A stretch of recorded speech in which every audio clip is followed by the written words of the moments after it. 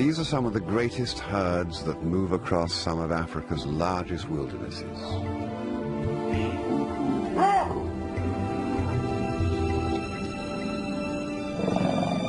And one day, they sense a difference in the air, and they turn back towards the rivers to the north before that slight dryness grows in intensity and catches them out, vulnerable as they are to the devils and dervishes of the dry season.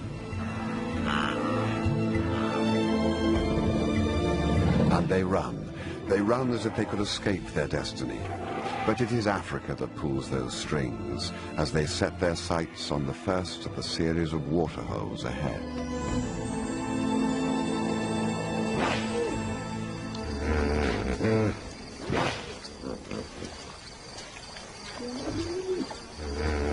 On the fringes of this lake, an unusual pride of lions has been breeding, within earshot of a large herd of hippos. Lions usually run from hippos, but at this age, they don't yet know what they can't do, so they'll try anything. They're still unsure of themselves. But tonight, they will test themselves against the magic of these fearful beasts that grunt their way through the darkness.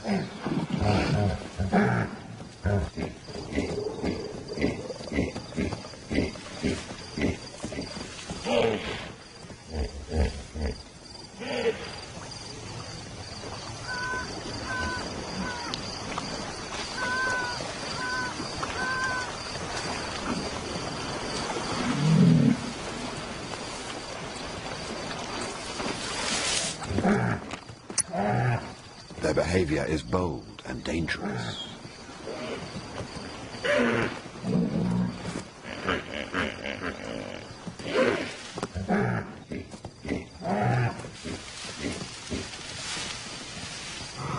They're still uncoordinated, just cubs really, out playing. But when the older brothers arrive, the game changes.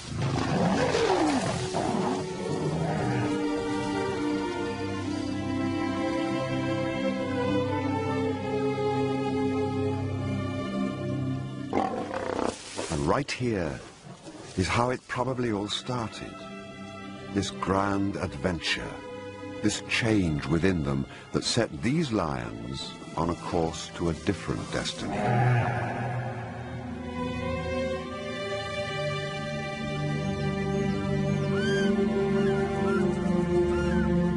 Gentle the touch that wakens you from your dreams, softly the shape that steals the light. You are new now, but the shadows will dance within you.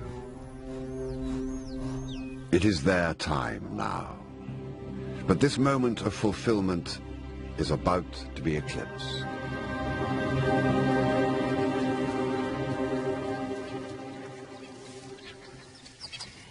Their fathers have heard the cubs' first success and can sense a change. That first smell of rebellion that will lead to an interest in mating. It won't be tolerated. It can't be tolerated.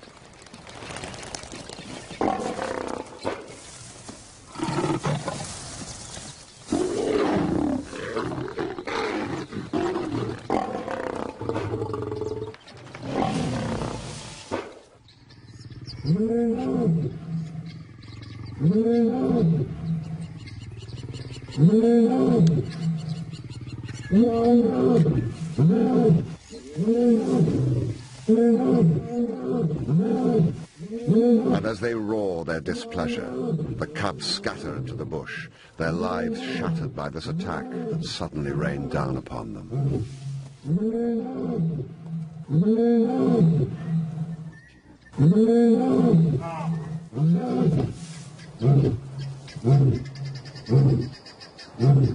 Confused and scared, they set off. Every lion cub goes through exactly the same traumatic process at this age. Their choice is now simple: leave or confront the teeth and claws of their own fathers.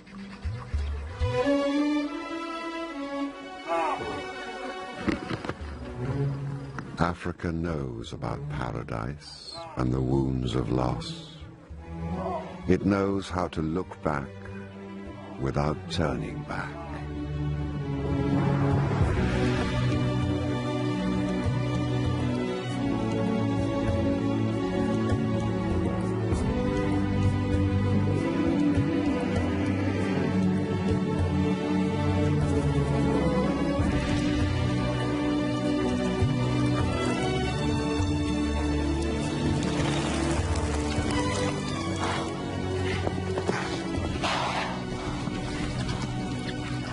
Today, as you look at the sun and the moon, see them as the ones who know that a hungry belly is a wild thing. Strands of connectivity run through Africa, linking waterholes, elephants, and the patient waiting of lions. They appear one day following a herd of buffalo. The similarities to hippo have not gone unnoticed.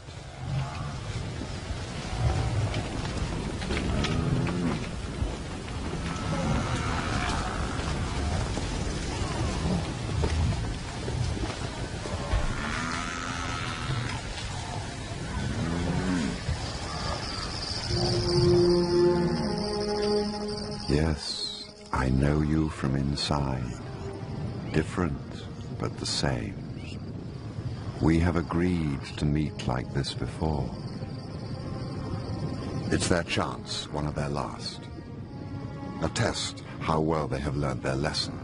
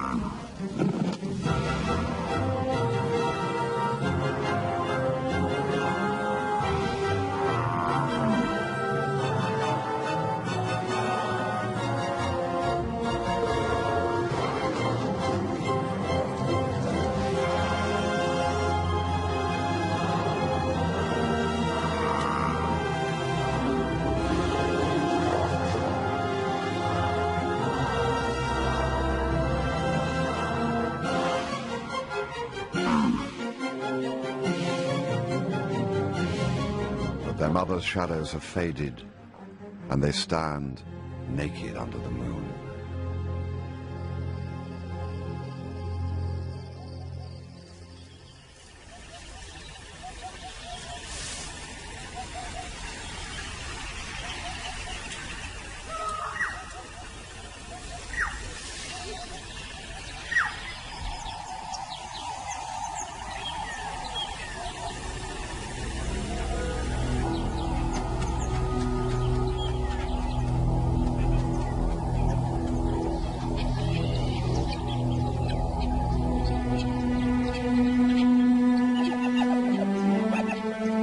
Africa comes at you from both sides. It is a golden ray of light and a dark sloping shadow. It has the power to abandon pretenses and the humor to play with your body.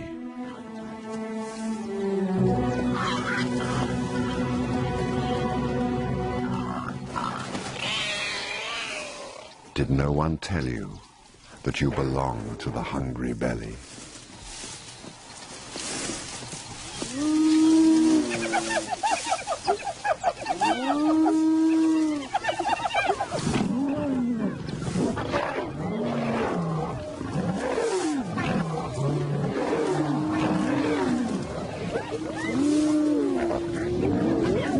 The battles between these two predators have been going on for millennia.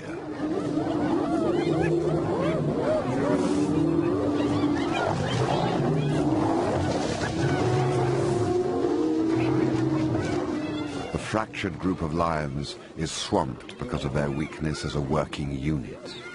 And the hyenas have sensed something of their lack of confidence.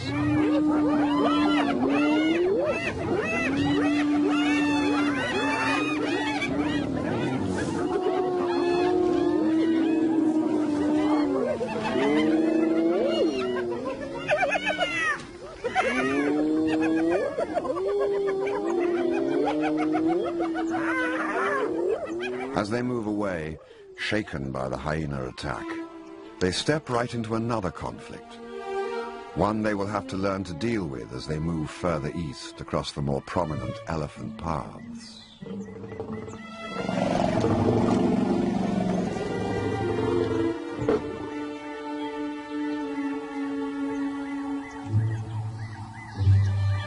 Right now, the young nomadic group could break up and scatter into the wind as lost individuals. But the large lioness, who so often takes the lead, starts to greet and reassure the others. As she does so, she fixes the group together in a social bond, and they become one. At last, a pride of lions. But one day, through the haze of failure in this desolate landscape, the large lioness sees signs. The tracks of which gods are those walking inside me? Are they from the fire or the flood? Are they the ones who wait for me? And is this my map of blood? Is this my destiny?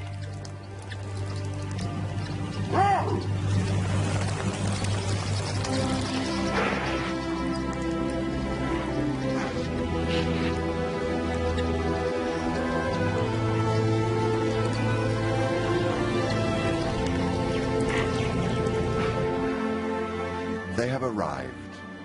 After a journey through some of the hardest country in Botswana, paradise.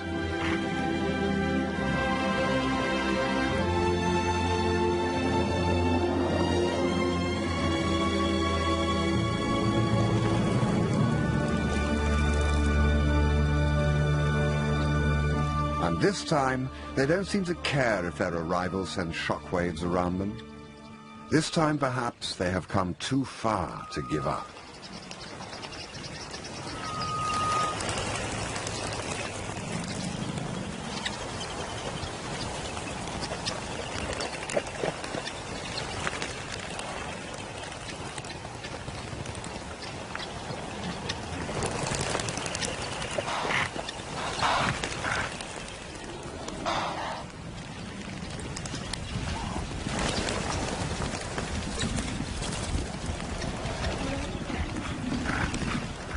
But this is a new world, filled with a wild flurry around their heads and giants that rule the land.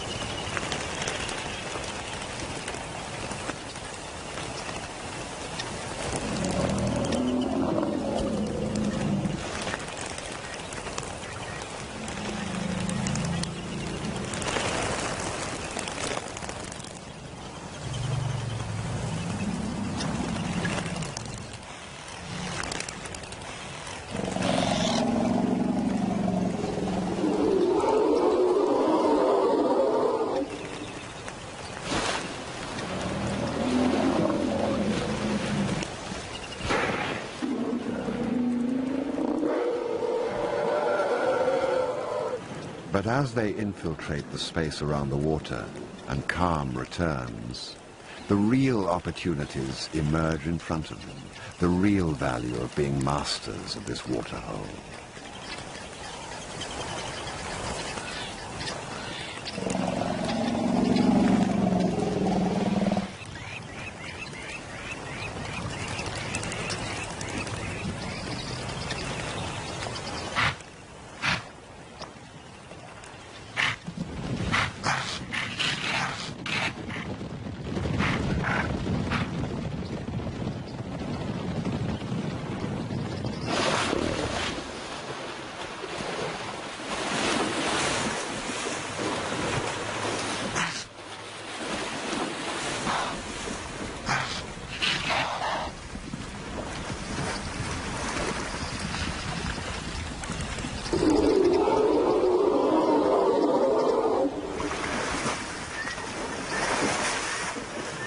glorious rewards of struggle and learning are short-lived. What were the chances of such a paradise being unattended? Every prime piece of wild Africa has its territorial male that has seen off many an intruder.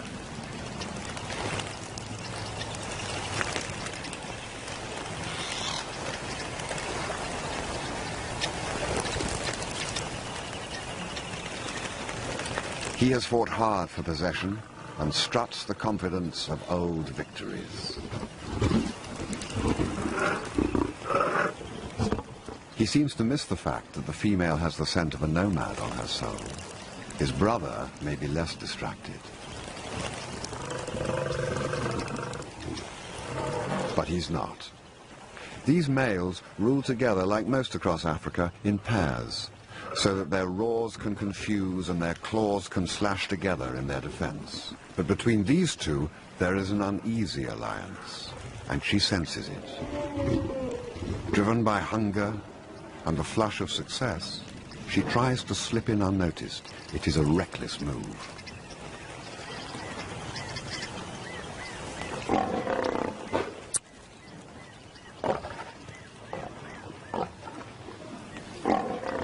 Females have been killed for less.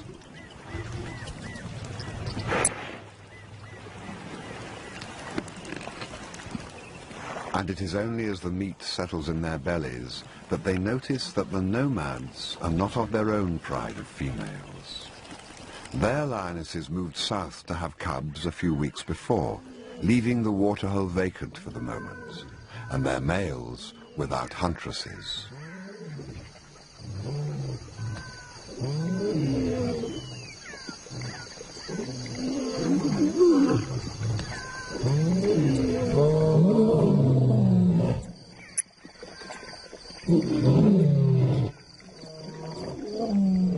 Darkness is no place to hide from a male lion. Their tolerance has already been stretched.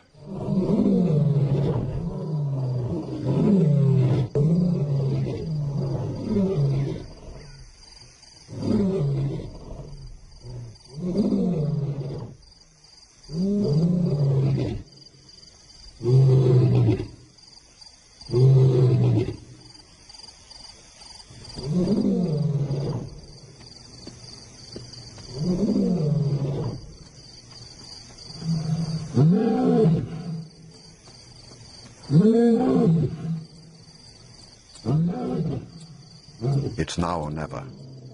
The oldest surviving brother makes a bold initiative, flanking right. His sister, the large female, circles to help, but she is his only support.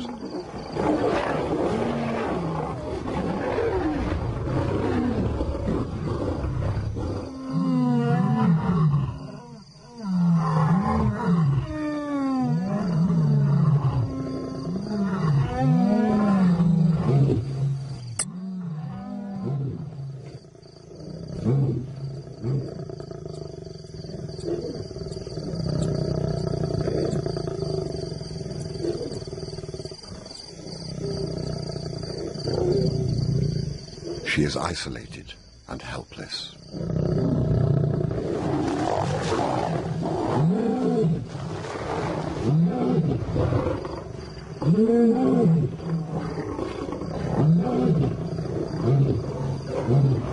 The masters are victorious.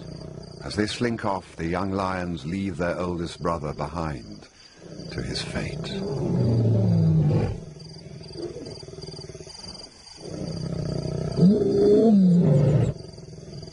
He is never seen again after this night. Another casualty of Africa's indifference.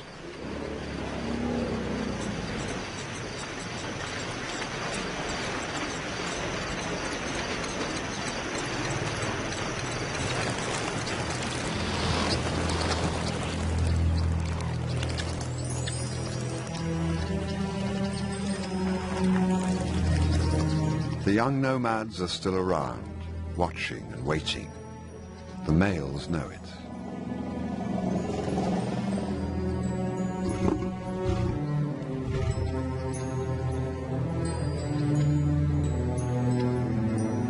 The old bulls look down at these stubborn cats and test their will.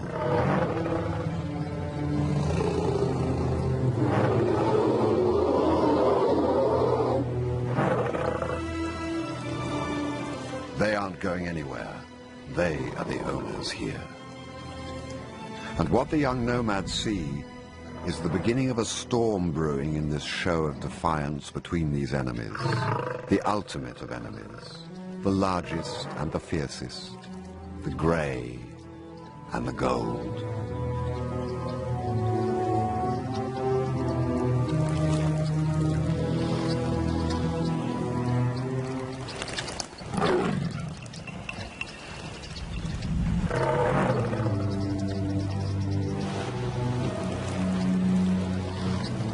They say that behind every mirror there is a reflection of another face.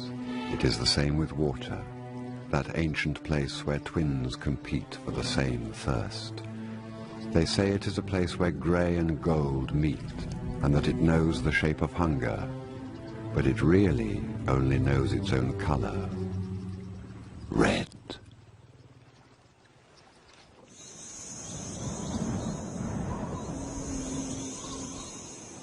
Out here, the heat sucks the moisture out of the earth. The eternal battle is for water.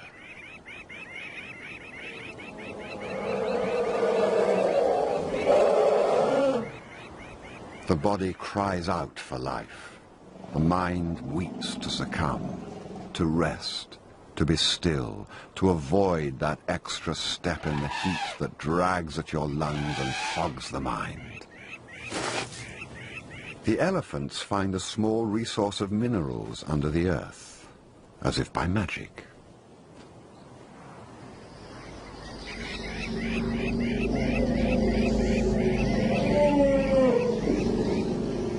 Salts and minerals may not help their thirsts, but it will boost their energy, a last precious find that will sustain them until nightfall and relief, fickle as that African night can be.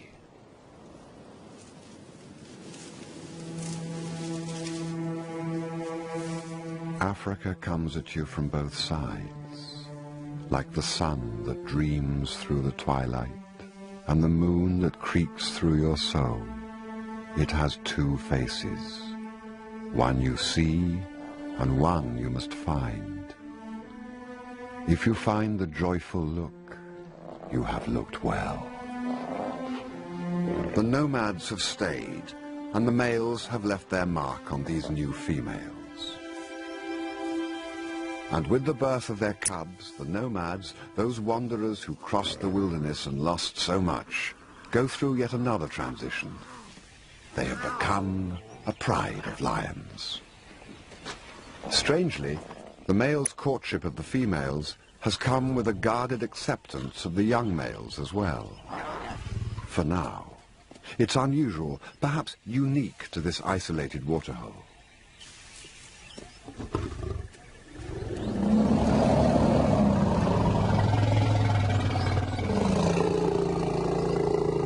And the elephants keep streaming in from the forests.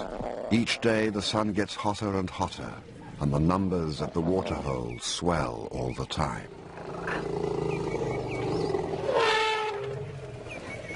The new cubs take it all for granted. They know nothing different. From birth they have dazzled and played in amongst the legs of giants, an echo of what their mothers grew up with in the land of the hippos. The familiarity takes seed and starts to grow.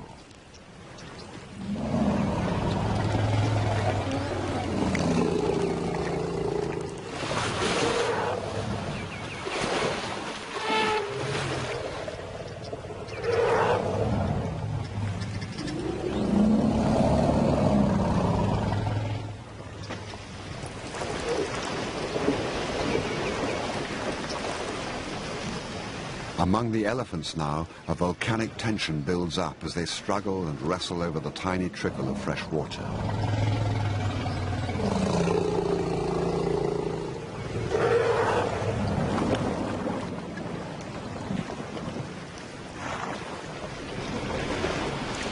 The fighting is inevitable. So many bull elephants, so little water, so much potential aggression. Africa, the puppeteer, is at work again.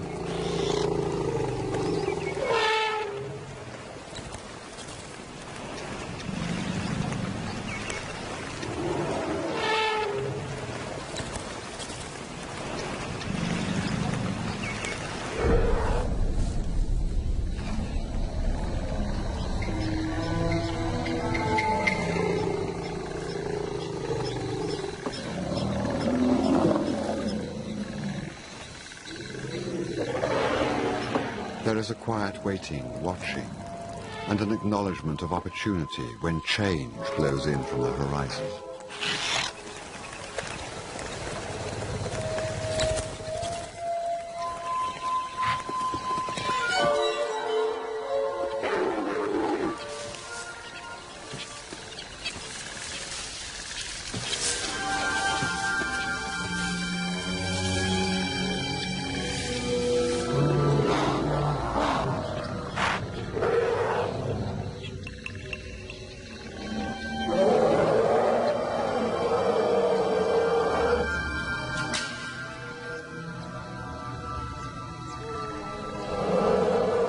Exhausted by a long life and a short supply of water, an elephant collapses under the force of a 6-ton body blow.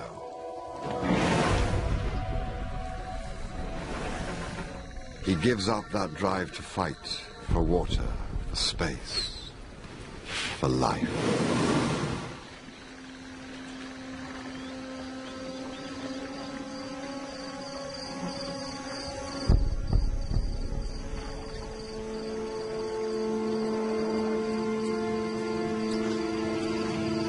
Immediately, calm descends, the sort of calm that comes when the wind drops and the waves stop crashing.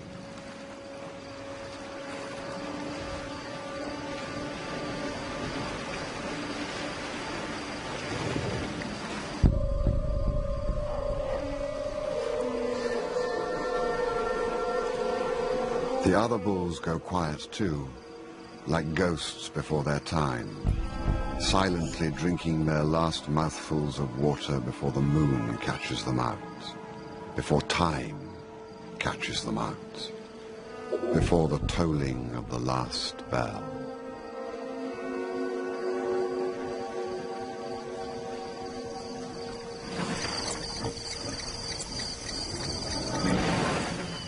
The horrors we feel are simply the currency of the night here, as it was, as it is now, and as it ever will be.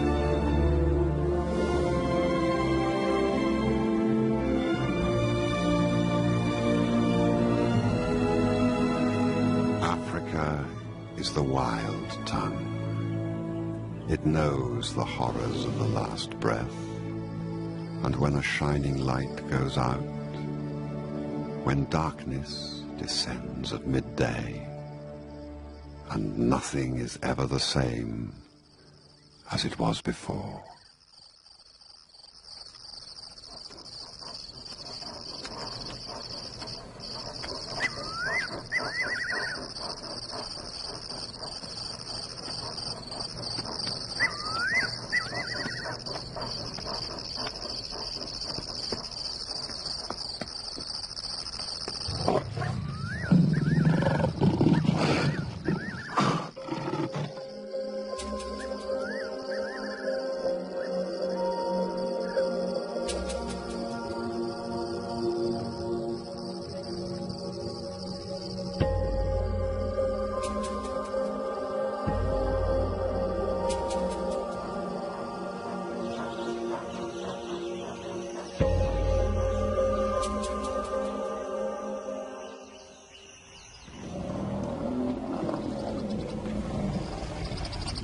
The next change is in the last part of the dry season.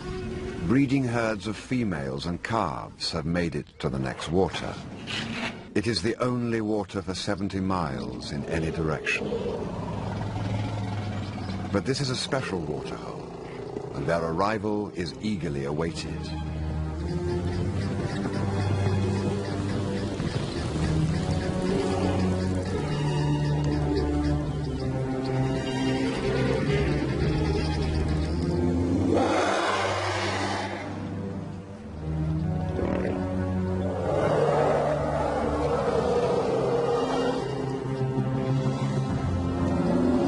Over the past 20 years, this waterhole has seen more and more elephants arrive each season.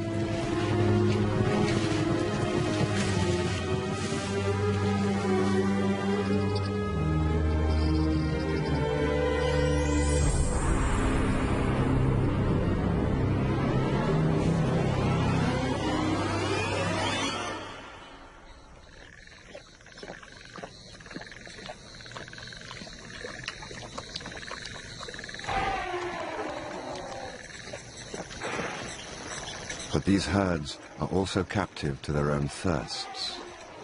The coolness of the twilight renews their hopes, and the smell of water tempts them back in. They steal in under cover of darkness.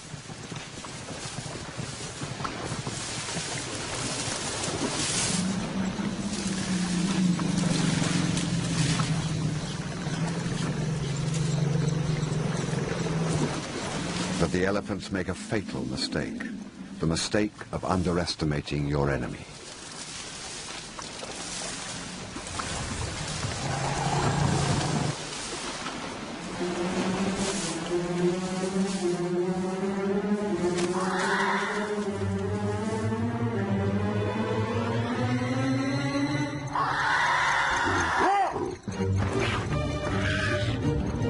Tonight, feel the blurred edge between grey and gold, and say no to the urge to look away or to take sides, but give with both eyes. Tonight the elephant world is ripped apart.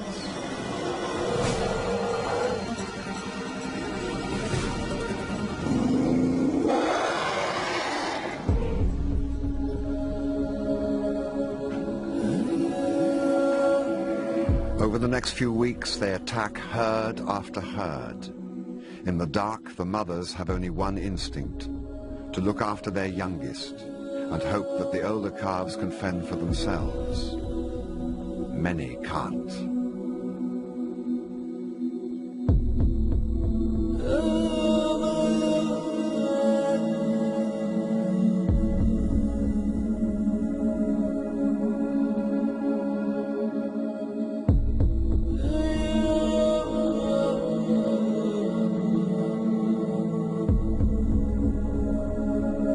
Lions and their cubs, it is the success of successes. A few months ago, they were wandering nomads. After weeks of this persistent slaughter, the area is littered with the bones of the silent victims. Small elephants separated from their mothers in the darkness and recycled back from where they came. Their thirst drives still more elephants into the waterhole in a slow trickle of grey shapes. As they arrive, they are watched carefully. The lions look into each fresh batch of elephants as if they could see through the skin, looking deep, beyond the bones and muscle, piercing the soul for any sign of weakness.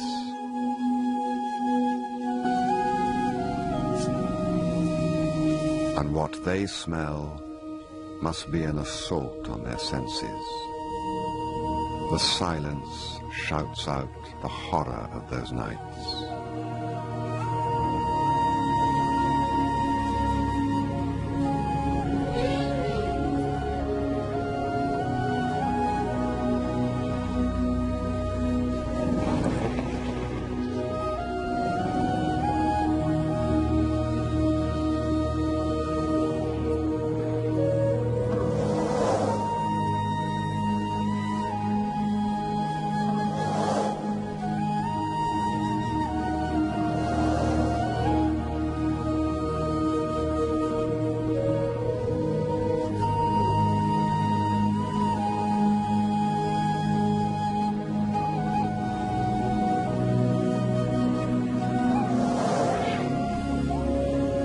When they left you on the ground, sky wept and soul poured out.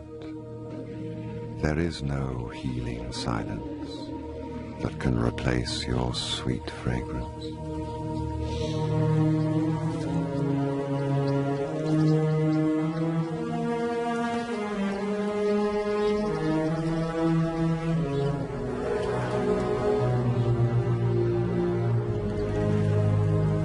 But they must drink at all costs.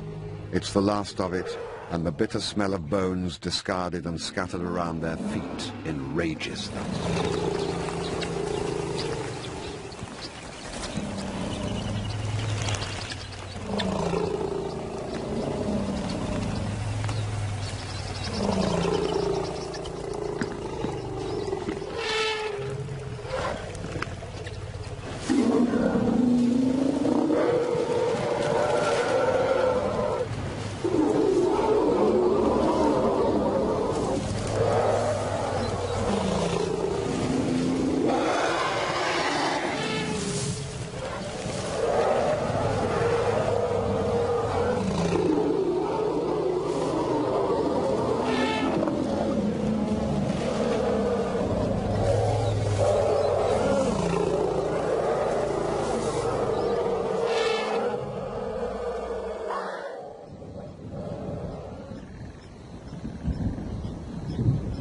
For the lions, the window of opportunity is slowly blowing closed.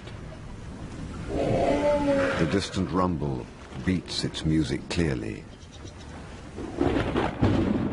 the elephant hunting time is nearly over.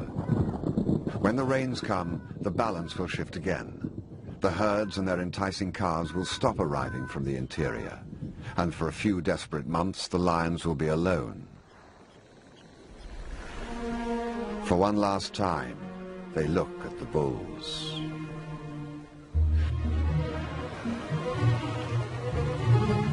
The large lioness readies herself as one of these 6-ton bulls ghosts below her.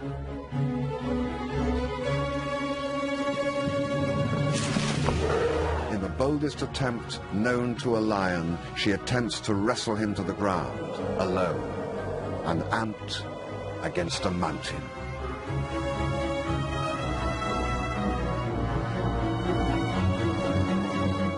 He barely notices, but her attempt is a sign of infinite possibilities for the future.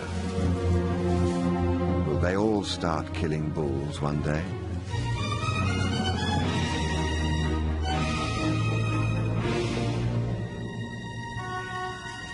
And then, like apparitions from the darkness, late stragglers loom out of them.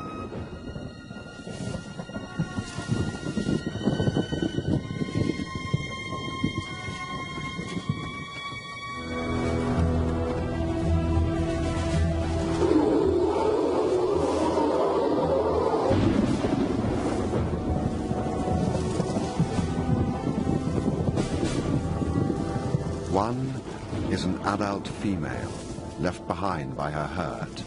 For the lions, it's the ultimate challenge, a last desperate chance.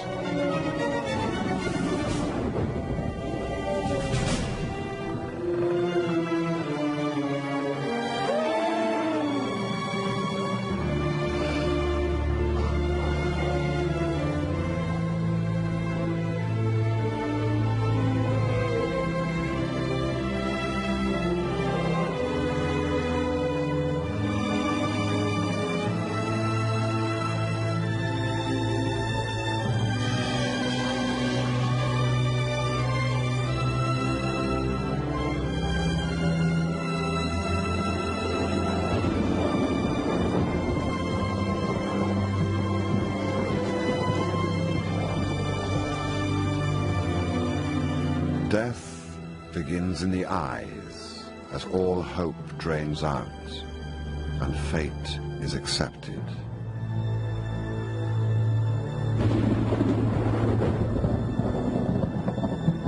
But the dead are not lost forever. They are the storm on the wind. They are the sudden brightness in the sky. They are the earth. They are the air. The dead are not dead.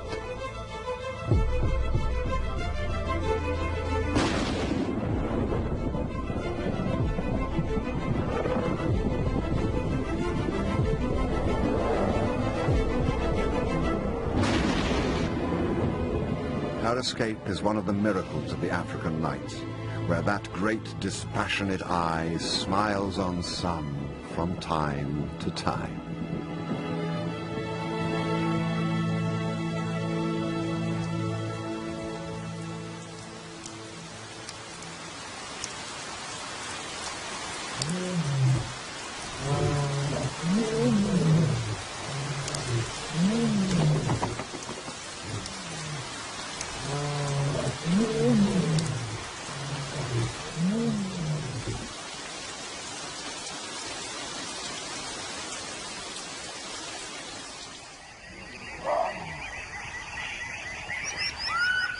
And so, for now, it is over. Once, in a small part of Botswana, magical and horrific things happened. Once, perhaps. For this behavior is maybe as ancient as the breath of a saber-tooth on the hard back of a mammoth. A momentary flash of the past, ancient and buried, only ready to erupt from the sands of time when the time is right. And that time may well be triggered by the sheer abundance of elephants, running their own race each year, according to their contract with Africa. The lions are simply adding their weight to the balance.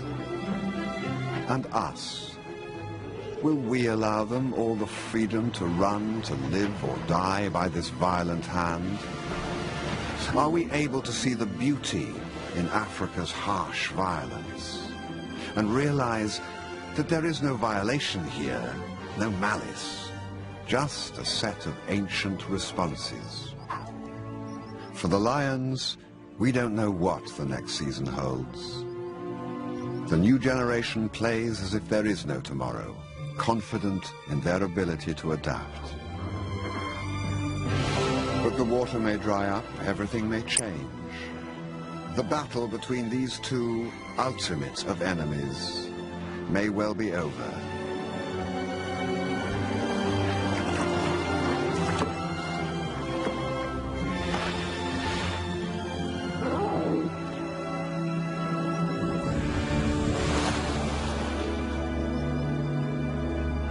And yet, if we share their confidence in the future, we'll understand the thread between these two protagonists, the thread that connects their destinies. And this will go on forever.